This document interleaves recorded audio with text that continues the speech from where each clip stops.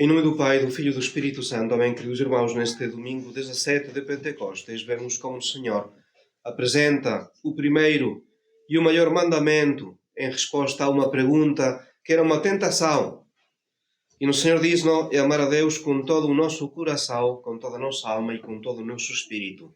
E atenção, ao lado, a seguir este primeiro mandamento, o segundo que é semelhante ao primeiro, amar o próximo como a nós mesmos.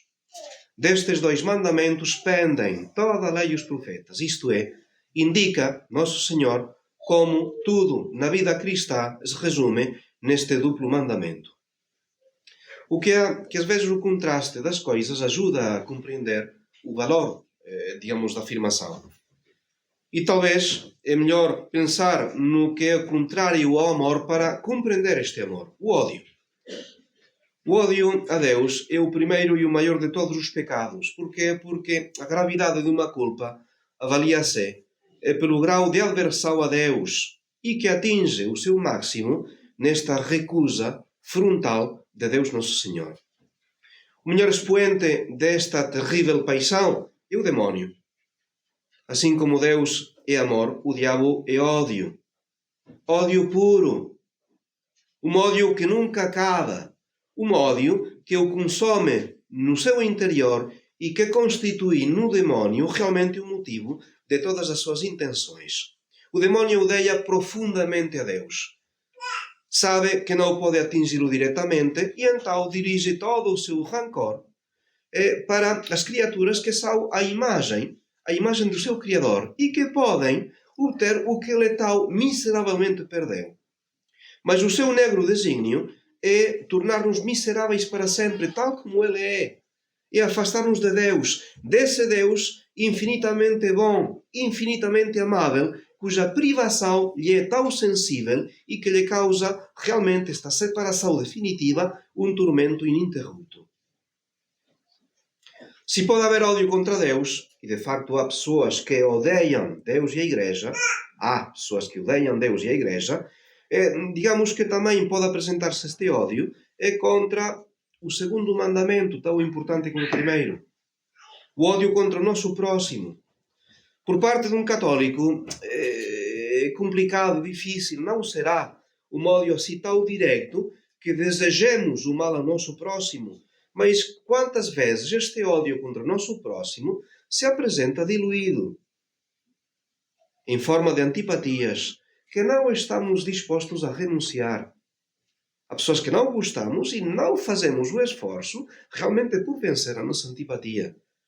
Estes juízos, digamos, injustos, julgamentos temerários, comentários irónicos, comentários também maldosos, que chegam também depois a evitar contacto com as pessoas que nos desagradam ou recusar mesmo cumprimentá-las. Um ódio diluído, isto sim que expodar mesmo nas almas de bons católicos, que não percebem, diria, a malícia desta falta contra o próximo que atinge a Deus no Senhor. São duas caras da mesma moeda. O amor a Deus, o amor ao próximo, é a mesma moeda, o mesmo preceito sobrenatural. Só de um lado está Deus, de outro lado está o nosso próximo. E nós vemos como somos parciais nas nossas apreciações. Muito parciais. Pensemos nos namorados. Os namorados, quando estão apaixonados e se veem e consideram a si próprios, é toda eu diria quase uma falsidade inconsciente. Tudo é admirado e aplaudido no ser amado. Tanto o que faz como o que não faz. E sempre temos esta prontidão de espírito a negar defeitos flagrantes, sim, e a perdoar faltas evidentes. O amor vai cobrir precisamente a miséria humana. Inversamente, quando não gostamos de alguém, que interpretação damos a todas as suas atitudes e como transformamos os atos mais inofensivos. Uma queixa insignificante torna-se um ultraje imperdoável. E inversamente, as qualidades mais brilhantes do próximo que não suportamos, os seus atos mais meritórios, são sistematicamente escondidos na sombra. Então, em lugar de dar uma lista do que seria falta contra o amor de Deus, o amor ao próximo, eu acho que sempre um exemplo vale mais do que 1000 palavras. E se olhamos para a vida dos santos, vemos como eles é que atuaram para praticar este amor a Deus e, sobretudo, este amor ao próximo. Primeiro exemplo, Santo Agostinho. Ele teve de enfrentar, entre outros, na sua vida, os donatistas. Os donatistas eram os rigoristas dos séculos IV e V. Olha, hoje eu acho que poderíamos assemelhá-los à resistência, na tradição, aos extravagantistas. Eram os fundamentalistas exacerbados. Os donatistas acreditavam que a Igreja era composta apenas pelos puros. E evidentemente eles é que eram puros, não é? E afirmavam defender a tradição mais pura e acreditavam-se chamados a defendê-la numa amarga solidão. Porque viam-se separados precisamente da unidade com Roma. Exteriormente, nos seus ritos, nada diferente com respeito aos católicos. E numa mesma aldeia, tínhamos a Igreja Católica, a Igreja Donatista, só que, precisamente, o pior de tudo é que os donatistas tinham bandos armados que assaltavam casas, propriedades, igrejas dos católicos. Os chamados circunceliões. Saqueavam os celeiros, roubavam o sólido e derramavam o líquido. Incendiavam as basílicas com seus livros insubais. Maltratavam o clero. Sim, acaso Santo Agostinho cita nas suas cartas que os sacerdotes a quem os donatistas tiraram o olho e cortaram a mão, por exemplo. Eram cruéis. Às vezes também, e esqueixava Santo Agostinho, deitavam cal e vinagre nos olhos dos católicos para os cegar. E diz Santo Agostinho, coisa que nunca tinha acontecido nem mesmo entre os bárbaros. Donatistas. O próprio Santo Agostinho escapou uma vez à morte por ter tomado um caminho errado. O seu anjo da guarda desviou e evitou uma morte certa, não é? E cita o caso de dois bispos, em particular um tal Posídio, que foi encontrado na casa de um fiel, de um camponês, e os bandidos, digamos esta banda de circunceliões, cercou a casa, apedrejaram a casa, incendiaram-na, e apesar dos protestos dos aldeões que temiam represálias da autoridade e que conseguiram apagar o fogo, arrombaram as portas, maltrataram o gado nos currais e espancaram o bispo até ficar sem sentidos. Outro bispo foi prendido numa igreja, espancado e deixado a jacer em sangue. E quando na noite os próprios fiéis levaram-no entre salmos, ainda vivo, o bando voltou a aparecer, arrancou-o das suas mãos e, enquanto ele ainda respirava, lançaram-no de uma torre abaixo.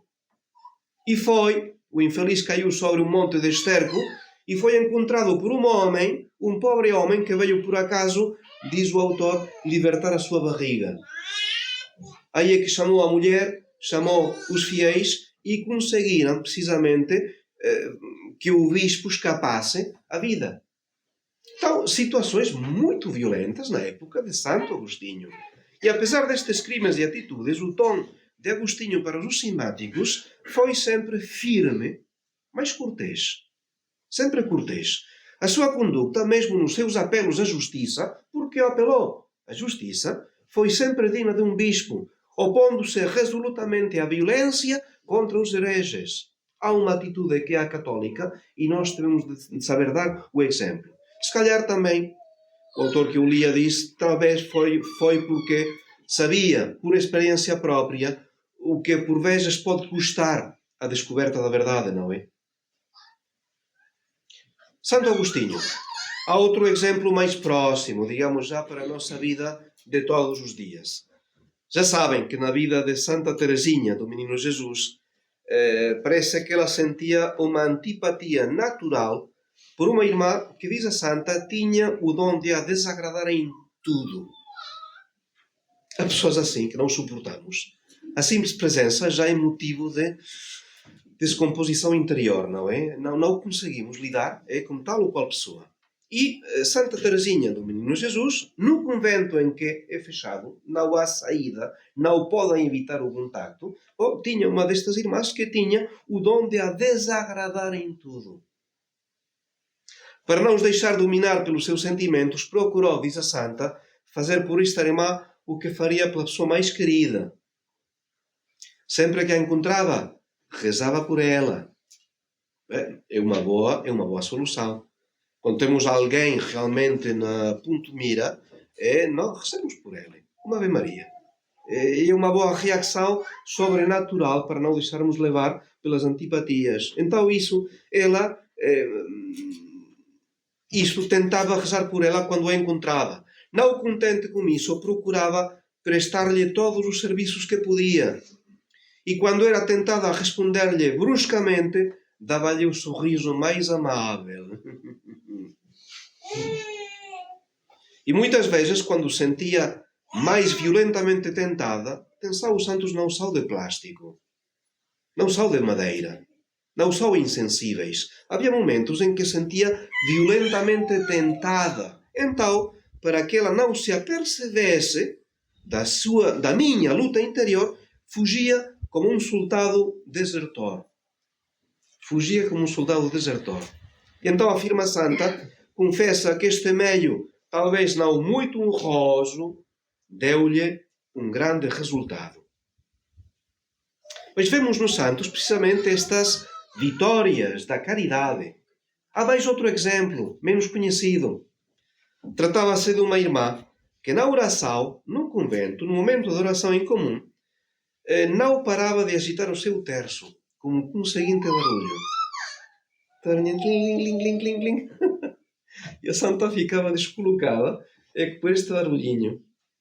Quantas vezes isto, não é? Numa igreja, alguém que está a incomodar e então dizia a santa, teria gostado de virar a cabeça para olhar para a pessoa em causa, para que o barulhinho parasse. Tinha tentação de olhar para trás, mas compreendi que era melhor sofrer com paciência para poupar à irmã qualquer sofrimento.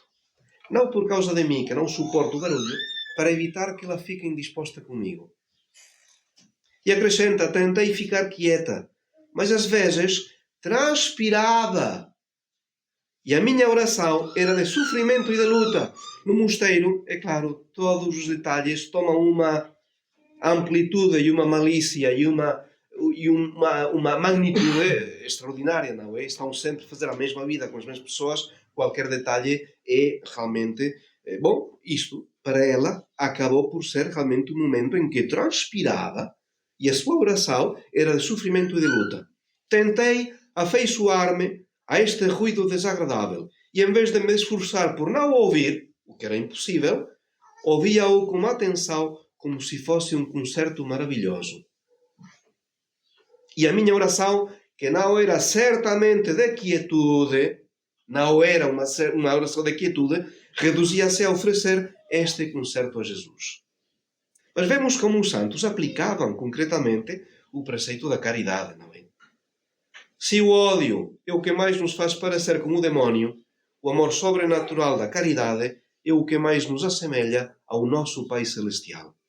E sabemos que qualquer esforço, por menor, gesto, detalhe, em que nos superamos e praticamos este amor ao próximo, estamos a fazê-lo diretamente a Deus. Porque o preceito da caridade é um só, tem dois objetos, Deus e o próximo, o mandamento é um só. Então, peçamos a Nossa Senhora este amor a Deus e este amor ao próximo. Ela amou verdadeiramente o seu Criador com todo o seu coração, com toda a sua alma, com todo o seu espírito. Ela amou também verdadeiramente o seu próximo. Mesmo ao pé da cruz, amava aqueles que estavam a levar à morte o seu filho. Nunca se alegrou com os males do próximo. Nunca se entristeceu com os seus bens. Nossa Senhora, para com todos os que a rodeavam, era educada, atenta, cortês, delicada, sobrenatural. Sempre, em todo instante, nunca a mínima falta de atenção de Nossa Senhora, como aqueles que a rodeavam. Então, aprendamos dela para com todos que nos rodeiam, os que gostamos e os que gostamos menos. Que ela nos ensine precisamente a praticar esta mesma caridade, esperando que um dia nos encontremos todos juntos. Os amigos, os menos amigos e os inimigos, todos juntos, precisamente libertos já das misérias humanas na mesma pátria celeste. Em nome do Pai, do Filho e do Espírito Santo. Amém.